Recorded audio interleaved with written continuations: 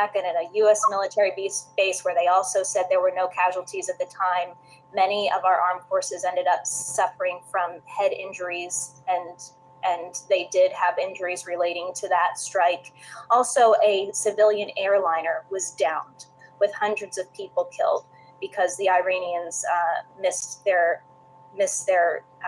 target in trying to strike us back. So there are many casualties in this. Not only is it unconstitutional, but people will suffer and people will die. And he moves so quickly in his unconstitutional illegal acts that he will try to make you forget about the one he did just 24 or 48 hours ago. So I commend you for not letting it go in spite of whatever so-called peace he may now be trying to tell the world that he has accomplished.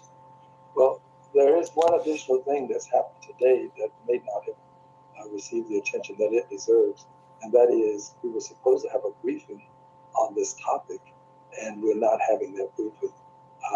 I assume that this has something to do with the desires of the president for Congress to just literally walk away from a briefing on a topic as important as this. There is something afoot, and this is another way of keeping Congress in the car, another way of avoiding the responsibilities associated with this whole notion of creating a war. So you just don't do that without being Congress in. We're still keeping Congress in. Absolutely. Congressman Green, we lost your sound a little bit. I don't know if you know, I've been talking all day, so maybe I should speak louder. I believe that we had there was supposed to be a briefing today. Yes. For Congress, and that briefing did not take place. Last I heard, it hadn't taken place. I've been moving about like this, and I think this is just another effort to keep Congress out of what I would call the knowledge of what's actually going on. Someone may have said something that the president didn't approve of. You know, people are afraid to speak because the president will say one thing and then he'll contradict what he said, which means he'll contradict the people who are trying to support the thing that he said initially. Oh, yeah. So I'm just saying to you, he all off balance in the head. Why we didn't have I need to know. All the members of Congress need to know what's going on. That's what briefings are for. You don't want to deal with it. So, right. Forward to getting some indications of what happened. He has right. I mean, I would just add, I mean, the framers were clear on this, as you well know, Congressman and Jessica. The framers were clear that we were not going to be a nation governed by a monarch or a tyrant. And in particular, with the War Powers Clause, they put that in the Constitution because the kings and queens of Europe that they were responding to in setting up the Constitution, the kings and queens of Europe would often send their subjects off into war, often on their own personal whims. And they were clear that would not be what this nation would be about, that only through Congress, through the people's representatives in the United States Congress, would the nation be taken into war.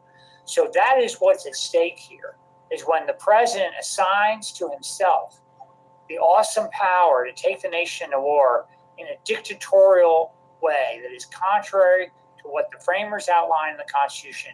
That is exactly why it deserved this vote on impeachment. And it is why those members of Congress who voted to table your article of impeachment will need to answer to their constituents why, in the face of this attack on the Constitution, they stood on the sidelines. This is a critical question they'll now need to answer. But for the 78 who voted for you, I think they should be applauded, and I think we should recognize voted to table your article of impeachment will need to answer to their constituents why, in the face of this attack on the Constitution, they stood on the sidelines. This is a critical question they'll now need to answer. But for the 78 who voted for you, I think they should be applauded, and I think we should recognize that this movement will only continue to grow. We're over 700,000. We're closing in on 750,000 as we speak. We're going to get to 1 million very soon. And I know, Congressman, that this will not be, as you have said, the only vote on impeachment. This will not be the last.